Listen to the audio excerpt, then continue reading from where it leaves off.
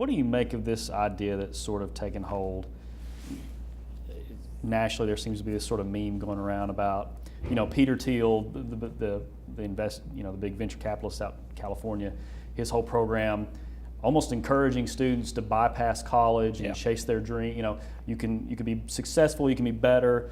College is overrated. Degrees are overrated. What do you make of that, and how do you combat that? Well, it's frightening. The Pew Center released a report not too long ago that said 75% of Americans question whether or not the value of college is worth the cost, and that sort of ties back into what I was talking about earlier. And you can always point to the Bill Gates of the world or the Steve Jobs and say these guys they dropped out of school or they didn't ever go to school, and that's great. But I think if you look at average, everyday, normal Americans, clearly the studies will show that those who have a college education are still going to be more successful than those who do not. There was a report just this weekend on one of the Sunday morning shows about the declining number of males who are accessing higher education.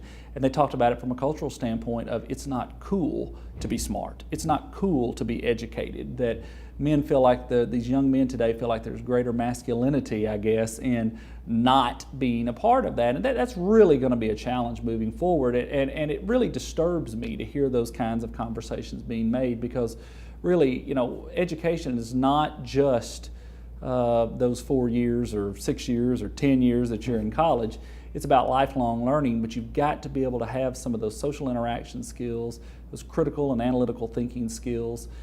You've got to have those things in place to be able to be successful in any field that you're in. So, it's a scary argument. It's a scary trend, I think, that's happening out there. It's something that we're going to have to combat, and it's something that we're going to have to constantly remind not only policymakers but the general public of just how valuable that college degree is.